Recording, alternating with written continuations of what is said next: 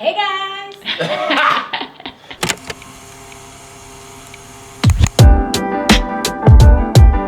A lot of kites. A lot of kites. No, we're gonna do a quick Q&A. We have posted some questions on our Instagram. People have some really good questions. No, posted a Q&A box. So right? You didn't post questions. Oh, whatever. Question box, whatever you want to call it. And there's some really good questions. So we're gonna tackle those. We're gonna tackle those today. And hopefully by the end of this, you guys will feel like y'all know us a little better. You know what I mean? Get to know, all the craziness about Nicole that she be doing. Because I'm going to tell the truth. Alright? It's going to be two versions. The truth and Nicole's version. And then y'all can decide what it is. Alright? I have a question. How did we meet? Alright, that's easy. I hope so. How did we meet? So my best friend was dating Nicole's sister. So I went to visit him, and then that's how Nicole and I passed cross. They're no longer together, and we're happily married, going on baby number 4. So, everything happens the way it's supposed to happen. I believe everyone's path crossed for a good reason, and making that one decision to go visit my friend, to go visit my best friend, led to a series of events that got us to where we are today. So had I not made that decision, I don't know where I would be right now, what I would be doing. You know what I mean? I'm sure I would, be somewhere. You ready to get slapped? Because I already know. Who wanted who first? I didn't realize there were multiple. Who wanted who first? I think, I don't think you saw me. Yeah, I think, and not only that, I think at that particular point in my life, I was dealing, my main focus wasn't a relationship. You know what I mean? I was into a whole bunch. I was infatuated with Troy when I first saw him. I don't think he saw me because he came into the apartment and met his friend and left. And I was there, but I was with my niece, and I saw him, and then when he left, I went to the window and was like, who was that? And then I used to just be like, when is he coming over? And, but it doesn't matter. I think I was sweating you. Troy had a lot going on. I didn't want to say all that. Troy had a lot going on. Yeah. But, yeah, that was a crazy time. That was a crazy time. But then the tables turned. Right. Tables definitely turned. And he started sweating me. And I was like, boy, I'm really not. That's why I told you I was gonna be two versions. But we here now. That's the important thing. Whatever.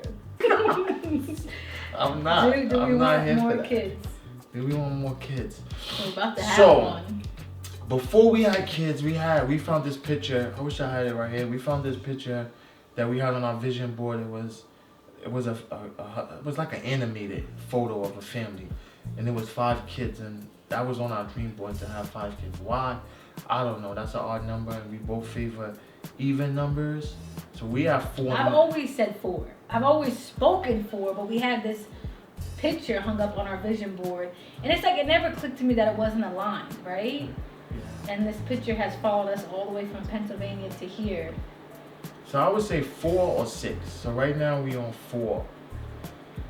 I mean, I love making babies with you. So, I want to leave it up to her. Whatever she want to do, I'm available. That's all I'm going to say, No, but I think our concern is Josiah and Mariah.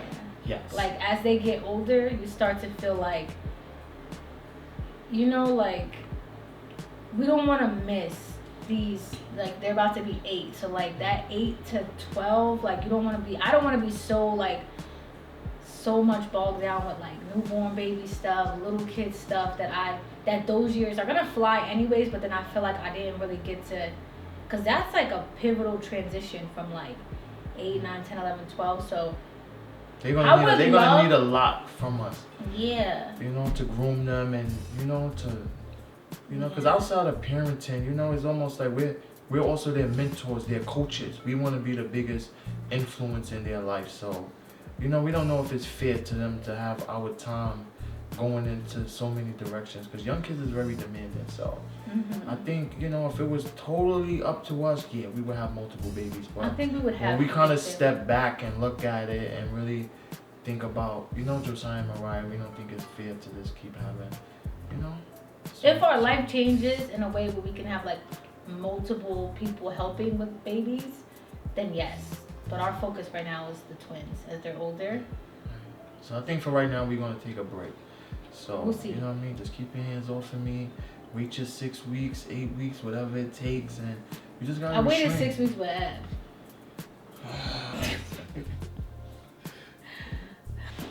Who's the fun parent? I want to see what you say. I think you're the fun parent. I think you're the fun parent. I think it's not as fun when you're not around. That's what I would say. Yeah. Josiah said the other day, I think the kids would say I'm the fun parent, but Josiah said the other day, where was I going with them? By myself? And they were like, Josiah was like, Dad, I really don't want to go out with Mommy by myself. What did he say? Oh yeah, I was going to you was going breakfast? to that birthday party at the Jumpy House. Oh. And I said I'm gonna stay home with Ev, and it was just me and Josiah. He was like, yeah, I really don't want to go with Mommy by myself. So I'm like, why? He like, because if something happens, I don't know if I'm ready to protect her. Like he thinks I'll just be out getting in trouble, starting stuff with people. That was his exact words. He said, Dad, I don't know if I'm ready yet to protect her. Oh, that's so So I want you to come. I was like, wow. But does he think I'm a troublemaker? That is super sweet. I feel like I'm getting teary-eyed, but like, does he think I'm a troublemaker? Yeah, he knows you're a troublemaker. No. He just knows that I call. This is a conversation that we had. He just knows I call you for everything. He's probably like, I don't want that lady call me. She need her husband because she calls Troy for everything. Okay. How do the twins feel about the new baby? I think they're excited. They was really excited about Ev, because they've been with us on our whole journey. Like every time we got pregnant, even with the miscarriages, they knew about it. Yeah. We never kept secrets for them. So to see Ev, to go through the whole process with Eva and the NICU, and then to have her home, they really are good to her. They are like the best big brother and sister. Mm-hmm. Almost too good, but we're like, give her space. Yeah. And they're really excited about the new baby. The only thing they're not excited about is if I have to go to the hospital. Yeah, I think they still have that. That fear. Yeah, that little nervousness. But other than that, they're excited. Yeah, they've been asking me lately, like, before bed, they'll say, like... Josiah said he can't wait for that baby to get out. He's over it. He wants his mom to... He's over the pregnancy part. Yeah, he's over the pregnancy. Yeah. He want to get to the fun. He's like, Mom, you still... He asked me, what do your feet have... Daddy keeps saying you have to be off of your feet. What do your feet have to do with contractions? What does your feet have to do with the baby? I'm like, it's the pressure, Joe. How have things changed since having kids? Oh, that's 8 years ago. I think the biggest thing that changed, we had to stop being so spontaneous. Like, me and Nicole would just be like, go, go, go. Like, we bought a townhouse in KOP, sold it 6 months later, moved to Atlanta, and we do stuff like that. Like, we came visited. After buying the house, we came and visited Atlanta and was like, oh, let's sell our house, let's go. You know what I mean? Mm-hmm. And I think we've had to since having kids, we've had to slow down and make conscious decisions. Yeah. Versus just being able to do what we want to do, how we want to do it. And I think it also made us more financially conscious, more aware. Mm-hmm. You know what I mean? Like, we make decisions from a legacy perspective, and a lot of our financial decisions is based on, what we're building for our future versus us just, partying and having a good time. Right, babe? Mm-hmm. I think I would say that's the biggest change. Relationship-wise, I mean, of course we lost some privacy, but not really, because we get to hang out all day. You know what I mean? I don't really... Am I missing something? What do you think? What would you say the biggest changes has been since we had kids? I'd say Yeah. you know, us having to slow down and make conscious decisions. I would say that. Because I never imagined living in this house for more than 5 years. And now we've been here. Yeah, now you gotta think about school districts and, you know, all of that stuff. You can't just like uproot the kid. We probably would have already moved to Texas by now or back to New York or something. But, you know? Yeah. It's bigger than just us. And that doesn't bother me. I find that very, I think it's exciting to be able to, you know, make decisions. It's almost like you know what I mean? You gotta come above the situation and kind of like mastermind it more. Mm-hmm. You know what I mean? You gotta design it better. And I think kids make you slow down and be able to do that. Yeah.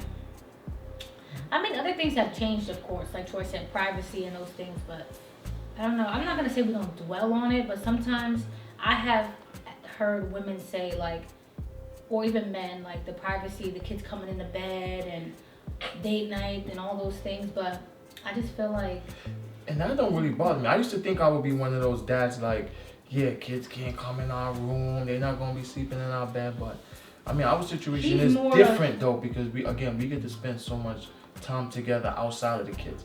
It's not like when we wake up, we're going in different directions. And that makes it harder. And then, so that does make it harder, but when the kids come, it's like, you know, it's only a short amount of time that they're going to be annoying and all that, you know what I mean? So you got to just embrace it, enjoy it, you know, and we get this to the most. But what I can say is I am looking forward to us taking more vacations alone.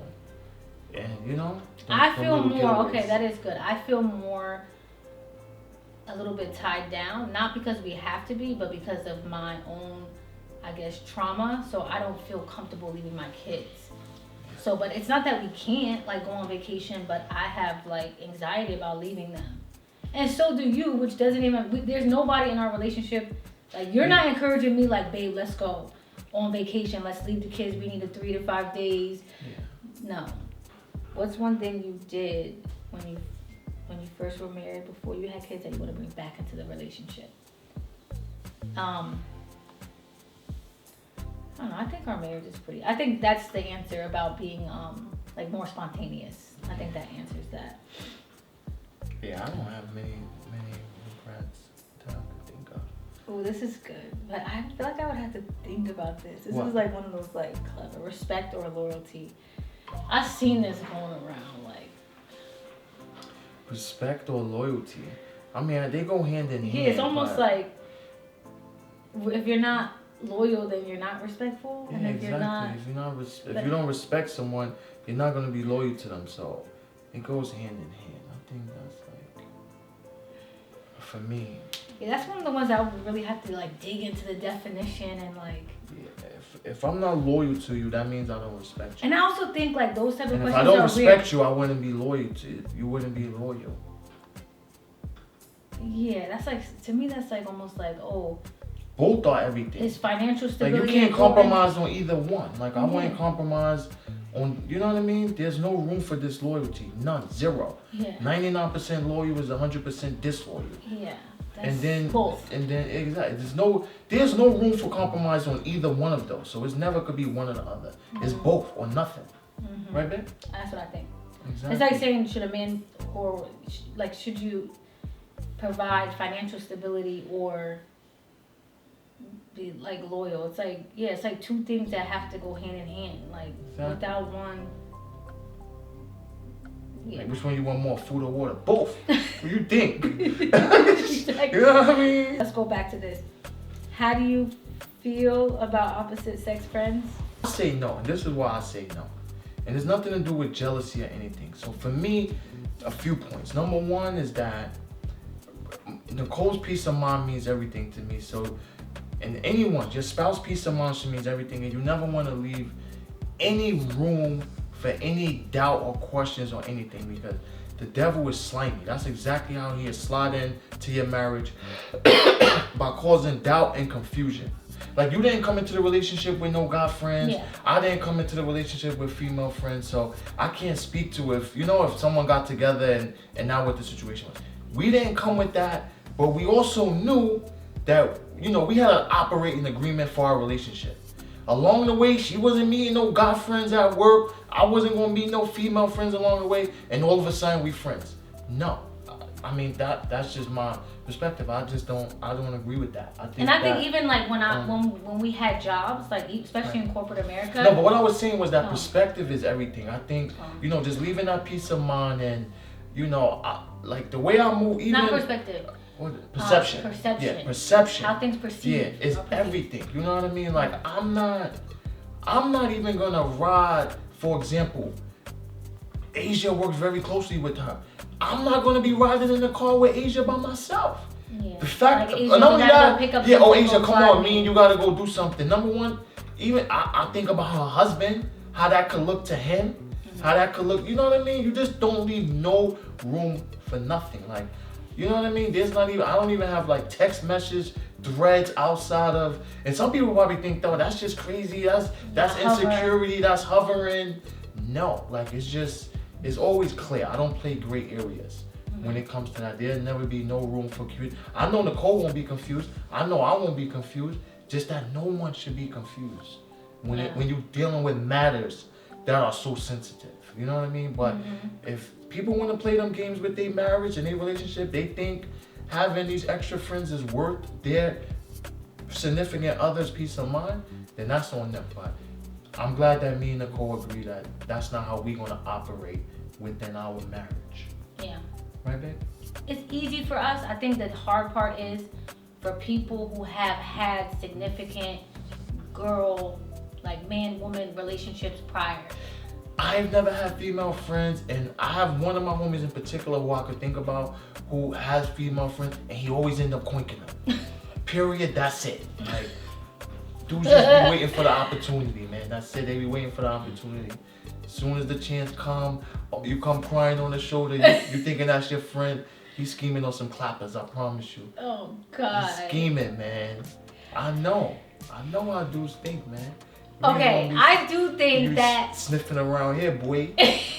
Crazy, nah. Yeah, zero, I don't know. Zero tolerance for that. Yeah, we don't. Right, yeah. Yeah, we're not doing that. But I will say, like, you have to be able to navigate that on your own. Like, that's our belief. And I do know that that's how we would, like, that would be the terms of our agreement. Yeah, that's how. Either way, that's how I operate. That's our policy. Yeah, but we can't speak to how difficult it was to maneuver a situation like that because we didn't come with those situations. So that's why I think being honest. It's like the situation. If I'm in the park, and the mom is there, and she like, let's exchange numbers to arrange a play date. That was the question that was going around on Instagram. Listen, arrange what? You need to arrange that with my wife. Because outside of our operating agreement, my wife also has a hands-on policy agreement, and she'll duff you out. So you might want to arrange that with her and not with me. You know what I mean? And I think, again, that's just the respect, and that's just leaving. But I appreciate that. I think I appreciate having a husband that's like, nah, I'm good. Because I don't remember situations, but I know my husband, like, if he meets somebody at the school or anywhere that involves kids or something that he really wants to connect a woman with me, he's gonna create a group chat, or I'm just gonna get a message like, hey, I'm a babysitter, or there's not gonna be like, oh, who's this in your phone, and then he has to explain, and then because it's just so much to deal with marriage and life and building businesses and raising kids that those little things are just, it's just not worth it. Yeah, there's already so much challenges, and especially when it comes to your marriage, like, and building a family, like, you're really building something significant. Like, it's so important. Like, the task is so major. It's so monumental. You just cannot. It's not worth it to like even play games with the little nonsense. Like, that's my opinion. Long story short is, I ain't got no female friends, nor do I want any or need any. Do I have other females that I love and respect that we all mutually know? Of course, but the way I deal with them is going to be in a manner that there would never ever be any confusion. Period. Right, babe? Same. How do we keep our relationship? What do we do to keep our relationship fun? Troy is just fun. Sometimes I chase her around. Sometimes she chase me around. Man, It is what it is, man. But I think the fun in our relationship comes from The pursuit of goals. yeah, the pursuit of goals, just being excited about life. People man, might think you we're know? so boring because we always just talk about chasing I goals. mean, cause But it's fun. It is. It's so fun. And that goes back to what we was talking about. Me and Nicole was having a conversation about just dreams, and Nicole was saying that I think I was editing or I was doing something, and she was saying that she's so surprised how, and I'm still not very tech savvy, but she was saying that she's surprised how I've evolved in order to how I evolved and transitioned to where we are in life right now, as far as operating, our business and things of this nature right now. How much I evolved, because I do a lot of things that she used to do and things that I never was excited about. I've become excited about because of the end result that we want to create. You know what I mean? So, yeah, fun comes from just pursuing things together, and it just gives us so much energy. People always ask how much energy, how do I get so much energy? Well, if you was as excited about life as me, if you knew how the year was gonna end because it's so clear in your mind, or if you could see how life is gonna be 2-3 years from now, you would be excited too, because you're creating something that you're excited about, and that excitement gives me energy, and it gives you energy, and it just makes life fun. You know what I mean? Just wake up. I'm just excited, man. People always ask me, oh, how's your day going? My day is going so well. Can't remember the last time I had a bad day. You be like, oh shit, this is crazy. Oh wow. That's the truth, man. I'm just happy, man. You think I'm fun? You are fun. You keep me. He's a little bit. Troy's more And we have fun doing regular stuff. Like we like, could just be in a grocery store, we having fun.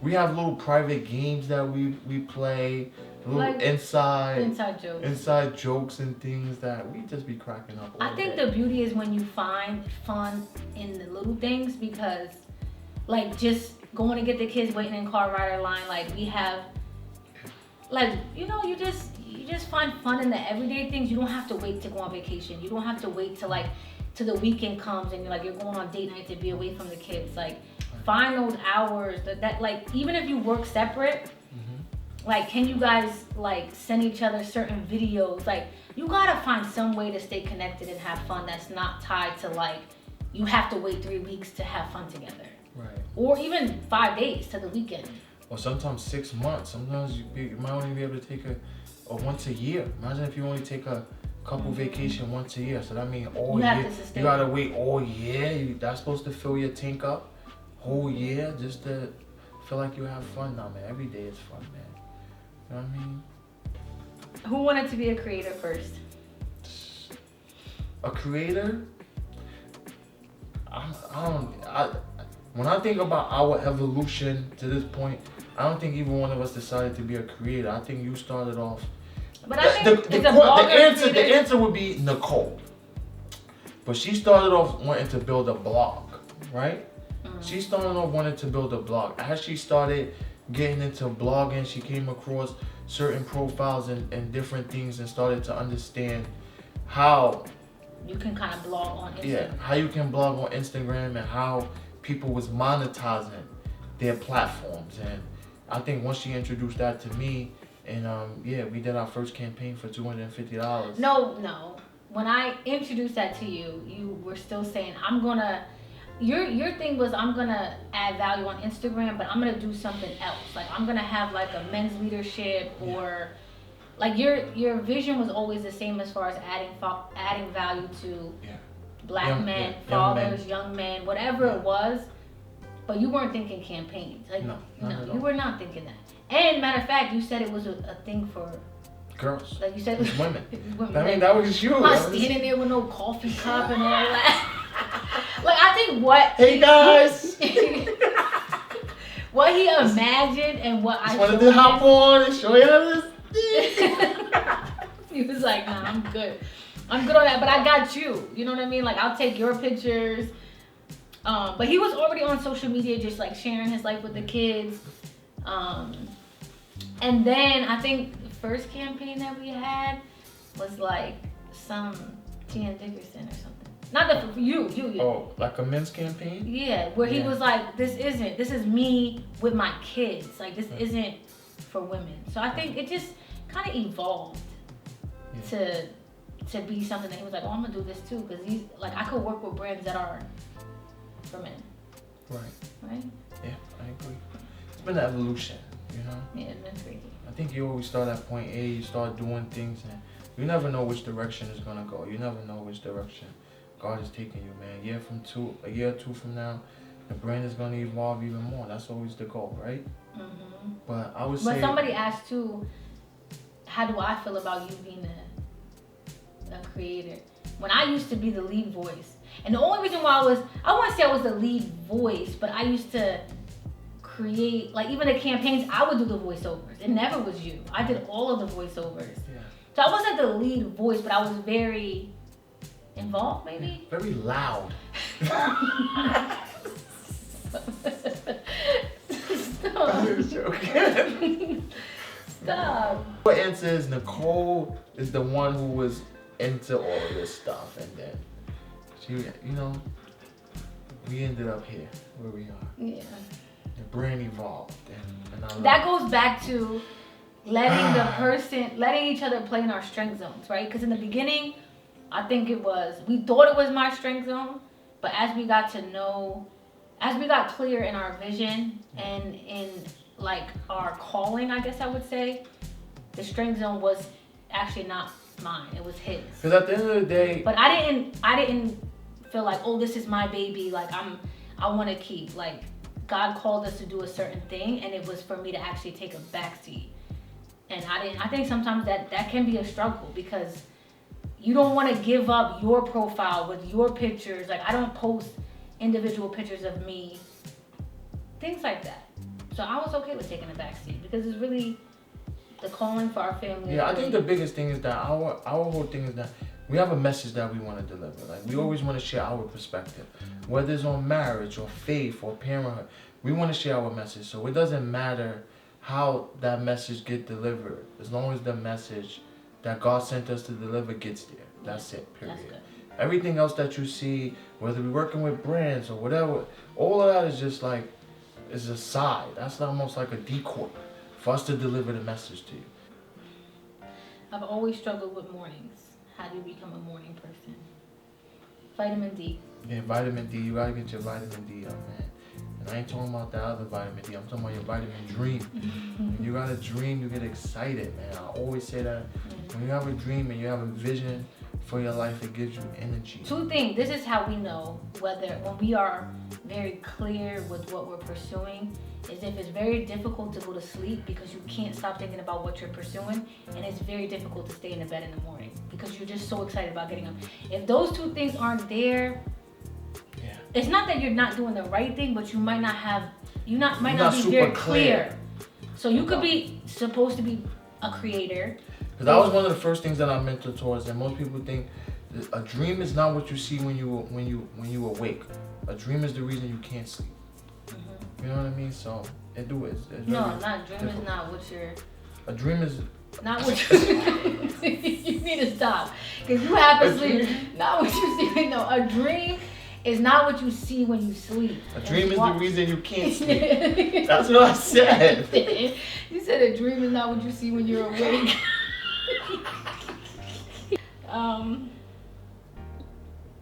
Where do you work? What shift do you work? What shift do I work? No, where do you work? I work in my house. Come downstairs. No, seriously. Where do I work? What do you mean, where do I work? Yeah, explain what you do. Like, people want to know, how do you have time? What is it that you do? Do you work in corporate America? How do you take care of your family? I'm a content creator, so I get to work with big brands. I help them tell a story, you know. I help them tell a story. I help them bring awareness to their product, to their brand, and I get compensated to do that. I get paid to bring value. I bring value to the marketplace. That's what I do. I bring value to the marketplace. You're a content creator. Yeah, I'm a content creator. And I have a lot of fun doing it, and I get to work with this beautiful lady right here. You know what I mean? She's my boss. If I want a day off, I just, roll over, ask her, can I get a day off? Like, oh, do you have siblings? Who were you raised by? Let's answer that. I was raised by my mom. I was raised by a single mother in one of the craziest hoods in Brooklyn. You know what I mean?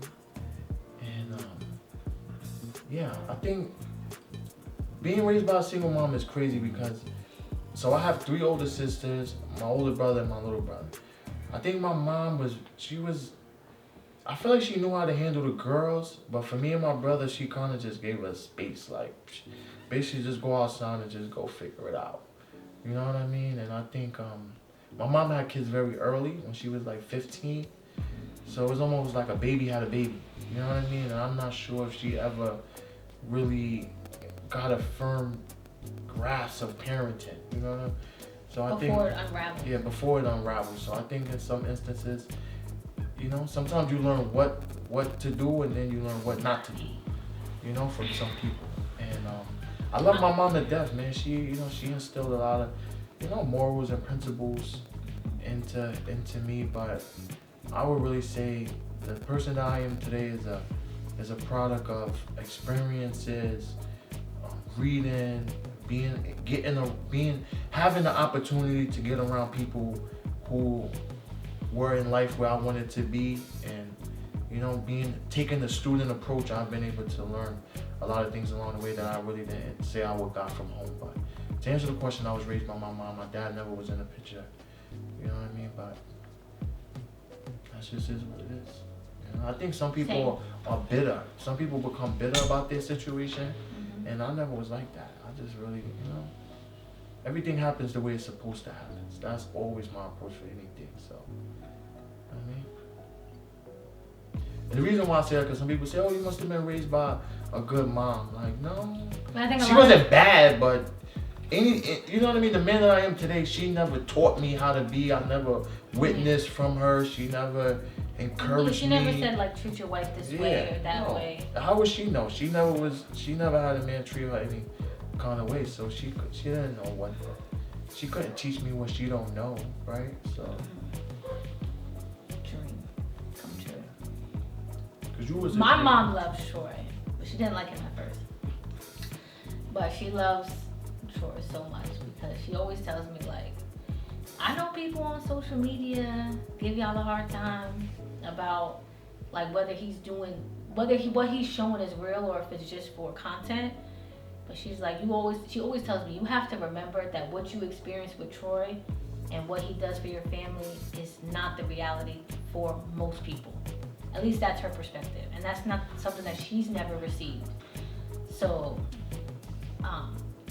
she sees all that he does, and she's very appreciative that I have somebody. And I appreciate. And not just me, that our kids. You into this world. That our kids have. You know what I mean? Because when that head was coming out, man, I know she was like, God damn. I probably was a C-section. Oh, man.